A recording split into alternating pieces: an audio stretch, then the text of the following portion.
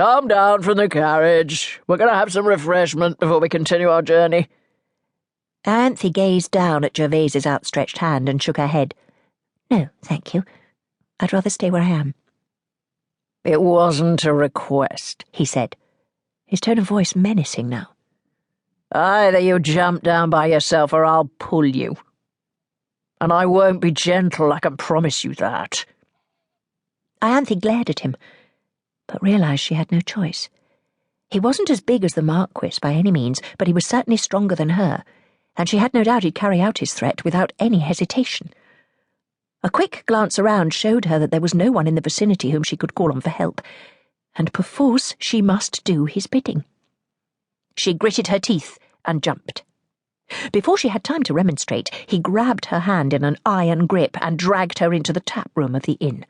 Ianthe recoiled at the musty smell inside, a combination of tobacco smoke, stale ale and food, and overwhelming body odour.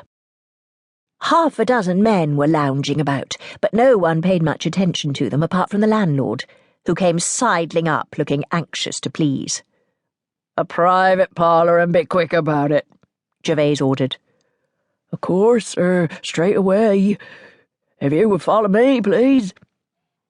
The slovenly man led them down a narrow corridor and into a tiny room at the back of the inn.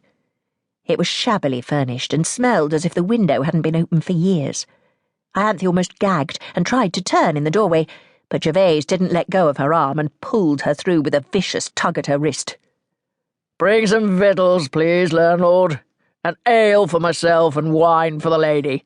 I don't want, Ianthe began, but Gervais turned on her, and the words died in her throat. There was such menace in his eyes, she physically recoiled from him and stumbled backwards. The back of her legs collided with a chair, and she sat down abruptly. That's better, Gervais muttered, and slammed the door shut after the obsequious man. What do you want with me? Ianthe whispered, although she feared she knew only too well. She couldn't believe her own sister had colluded with such a man to engineer her downfall. There could be no doubt about it. She'd seen the triumphant glint in her sister's eyes. You'll find out in due course. We'll be staying here until it's dark, but for now all you have to do is sit quietly and not make a fuss. Is that understood?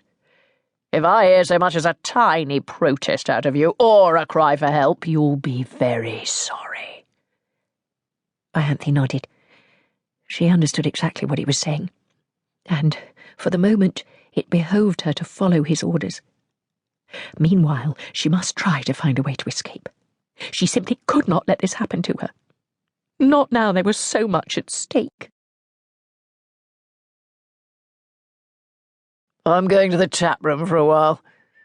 You ought to stay in this room and not budge so much as an inch, Gervais told her, after they'd partaken of the tasteless meat pie and soggy vegetables brought by the landlord. Gervais had grumbled about the fare, but ate heartily nonetheless, whereas Ianthe only picked at it and left most of her portion on the plate. She didn't reply, since she had every intention of trying to escape the minute he left the room, but he didn't seem to notice. She soon found out why he had so carelessly left her on her own. When she opened the door a crack, she came face to face with Gervais's tiger, a small youth who nevertheless looked strong enough to catch her should she try to dart past. He grinned at her in a leering way that didn't bode well. "Going somewhere, are you?"